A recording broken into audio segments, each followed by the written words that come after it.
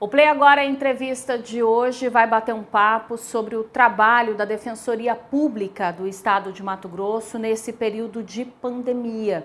Os defensores estão mais ativos do que nunca, trabalhando de forma online e presencial em alguns casos que são necessários. Eu vou conversar hoje, nós recebemos virtualmente o defensor público João Paulo Carvalho Dias. Muito obrigada por ter dedicado esse tempo a esclarecer algumas dúvidas, principalmente da sociedade. Defensor, primeiro eu queria saber, nesse momento de pandemia, como é que está o trabalho da Defensoria, né? Quais são as dificuldades de acesso das pessoas e também do cumprimento do trabalho de vocês à distância, digamos assim.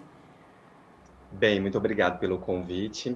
A Defensoria Pública não parou e não pode parar. O trabalho tem sido contínuo e, inclusive, já batendo recordes nas metas, porque nós temos um incremento altíssimo da produtividade dos colegas. Nós começamos o mês de março com um pouco mais de 10 mil procedimentos e agora, no relatório de junho, já atingimos 137 mil, quase 140 mil procedimentos, desde atendimento online, por WhatsApp, por telefone e, principalmente, conectando a população vulnerável à realidade, ao sistema de justiça, ao serviço público. Nós também temos tido um trabalho muito árduo na busca por UTIs, por internação, seja hospitalar, enfermaria, e seja também de urgência em caso de unidade de terapia intensiva. Então, vai os parabéns aos defensores, defensoras, servidoras e servidores que não pararam,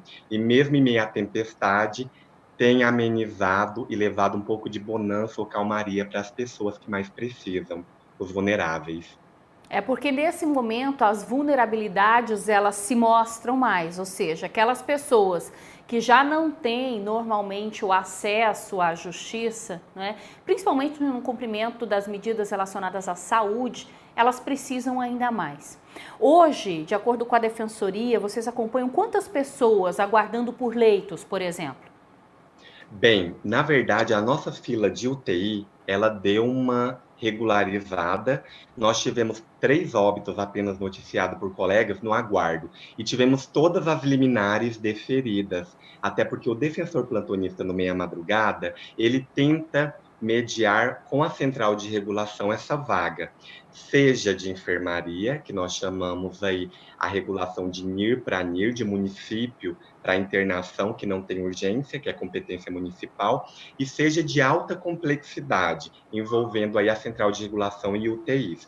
Hoje, na fila, nós não temos nenhum. Nós noticiamos mais de 60 pessoas no aguardo na semana anterior, mas todas elas foram tendo leitos. Entretanto, Marina, resta dizer que somente a liminar, ela não dá o cumprimento efetivo de vaga, porque é dinâmico o cálculo da central. Por isso que a gente pediu uma maior transparência nesses cálculos e boletins, porque o boletim estatal ele deve ser condizente com o boletim da regulação. Porque se a regulação diz que não tem, como na semana passada para 15 pacientes o Estado dizia que tinha uma margem de 10 a 12 leitos. Então, esse boletim acabou que veio em contradição. Logo, as famílias foram inseridas, mas o grande problema hoje ainda é a efetividade da liminar, o aguardo por leito. Hoje a gente tem um censo aí, não só da defensoria, mas de pacientes, em torno de 60 no aguardo efetivo.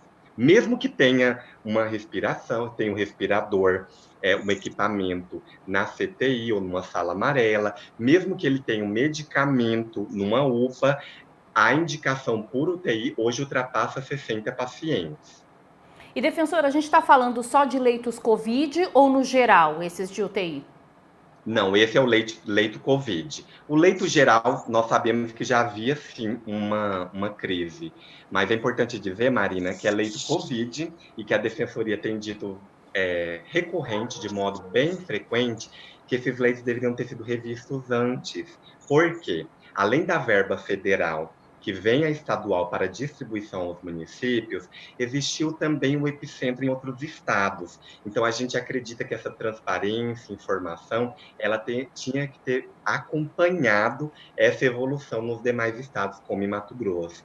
Nós sabemos que nós tivemos uma questão pontual, que é a decisão do STF de que estados e municípios poderiam aderir ou não ao lockdown, ou adotar medidas mediante conveniência e oportunidade. Então, a nossa luta ainda é pelo isolamento nas áreas de alto risco, pela restrição de circulação nas áreas de alto risco. Tanto que a Defensoria lutou pela reabertura dos CRAS, nós lutamos pelo transporte público, porque 30% só da frota, nós sabemos que esse 30% vai gerar aglomeração na frota, porque nós temos os vulneráveis, as pessoas de baixa renda, os funcionários de empresas de serviços essenciais que não puderam parar. Então, tudo isso a gente tem lutado. Agora, eu acredito que na saúde ainda dá para os gestores fazerem mais do que têm feito, com certeza. A começar pela transparência. Inclusive, foi um pedido da Defensoria há dias atrás, semanas atrás, essa transparência por parte de alguns municípios, como o de Sinop, por exemplo. É justamente por essa divergência de informações? Justamente, Marina, porque como teve o decreto, o governador bem agiu de dizer quais seriam os critérios para reconhecer alto risco. A única coisa que a gente ponderou é que esse decreto também não levava em consideração a proporcionalidade de habitantes, a densidade demográfica. Por exemplo, 50 casos notificados e devidamente comprovados, eles podem representar muito aquém da população, por exemplo, de Cuiabá e Rondonópolis. Mas 50 casos para municípios pequenos, nós temos municípios aí com pouco mais de 1.000 habitantes. Esses 50 representam proporção muito alta. Então, a gente pediu também a adequação, levando-se em consideração a proporção dos habitantes, até para gerar um pouco mais de segurança. E é claro que vem um decreto federal dizendo o serviço essencial, nós temos o estadual e municipal, mas a Defensoria tem pautado em pedir o fechamento dos serviços não essenciais, até porque nós ainda não atingimos o topo, o ápice dessa pandemia, digamos, da escala. Estamos em ascendente. Que inclusive as autoridades de saúde já admitem isso. Esses pedidos de mudanças, de alterações nos critérios, é justamente para ter medidas mais rígidas. O senhor acredita que, assim como houve falta de planejamento para os leitos, também está havendo essa falta de planejamento para o isolamento? Eu acredito, Marina, e aqui sem culpar ninguém, eu acredito até como presidente da associação pelo levantamento dos colegas. Nós temos colega, por exemplo, que quando vê um boletim dizendo tem 10 vagas, por exemplo, a colega de Cáceres, a doutora passou por um problema em que, inclusive, nós temos pedido em várias ações a transferência para outros leitos SUS regulados no país afora, até pelo princípio da universalidade do SUS. Mas a falta de transparência é tamanha. Imagina você acordar com a ligação 1, 2 da manhã e o assistido dizer para você, olha, meu pai está padecendo e aqui, um exemplo, Cáceres, que eu mencionei, no regional não tem leito. Você aciona a central diz, doutor, não tem leito agora, nós só vamos fazer o próximo censo 7 da manhã. Aí eu te pergunto, cadê aquele boletim noturno que me disse que havia 12 vagas? Por que essas 12 vagas não foram disponibilizadas pela central naquele momento? Teve um dia que eu fiquei mais ou menos das 22 às 5 da manhã com a central. Até que a chefe da regulação, a médica, me disse, doutor, não temos agora e temos 15 à espera. Então, o senhor pode lutar por liminar, mas antes das 7 nós não vamos conseguir levantar esse censo, porque o censo é dinâmico, Marina. Mas ele é dinâmico e daí vem o nosso pedido de agilidade, de celeridade, de eficiência que está no artigo 37 da Constituição. Quando eu digo que essas vagas existem, o que nós pedimos, sem aqui responsabilizar a gestão descentralizada federal, estadual, municipal, mas que essa vaga chegue até nós. Por exemplo, quem luta por um leito, o que eu quero? Eu vejo um boletim 22 no jornal da noite dizendo, nesse jornal me disse, há 12 vagas. A família que está no aguardo de uma, o que ela quer? Uma vaga. Então, essa vaga tem que chegar até nós. Aí, o que a gente diz do princípio da eficiência. Mesmo sendo dinâmico, se essa vaga vai estar no interior, Marina, na capital, em VG, Para nós, vou ser bem sincero para a defensoria, o que interessa para nós é a vida. Desde que ele esteja na vaga, a gente sabe que ele vai ter um acompanhamento pontual e profissional técnico, porque a indicação de UTI, Marina, você pode ter certeza, tanto de uma UPA, de qualquer hospital, o médico tem evitado ao máximo, os médicos têm evitado a internação.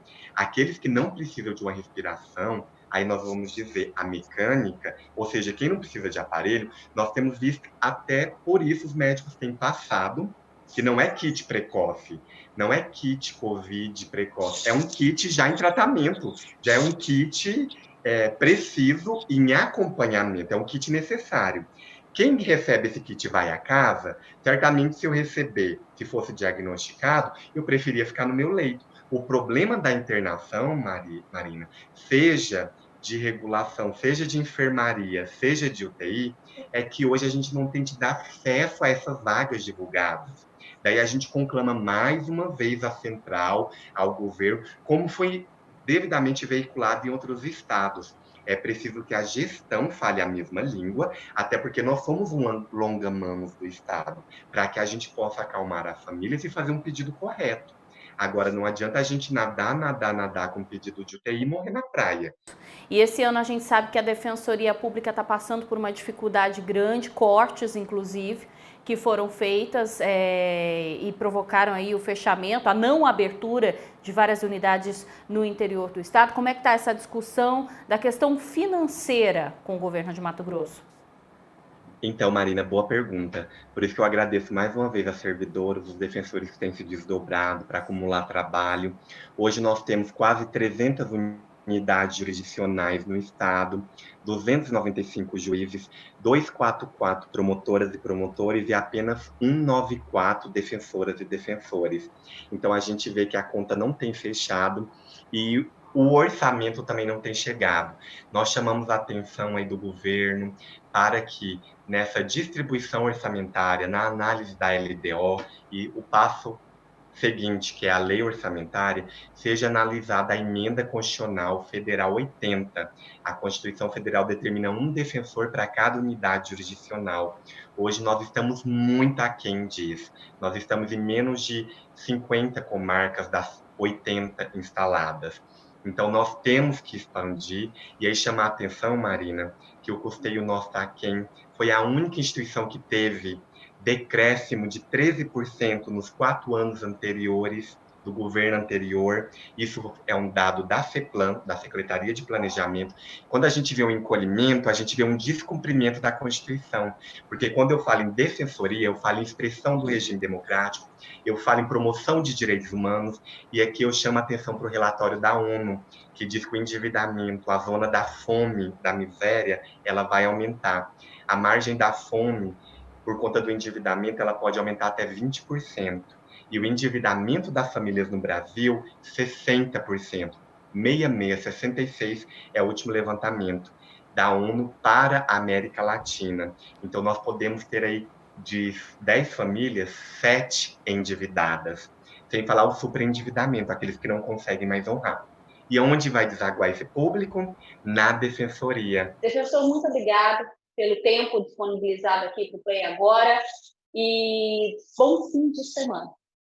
Muito obrigado, Marina. Mais uma vez, parabéns a você pela lisura, pela qualidade da sua atuação, pela qualidade do programa, pela abertura democrática, participativa, e a Defensoria está à disposição, lutando muito para que todo mundo passe dessa de uma forma melhor e que depois da tempestade venha um pouco de bonança para todos nós. Então, nós desejamos que todos se cuidem, álcool em gel, máscara, principalmente a solidariedade e a empatia nesse momento.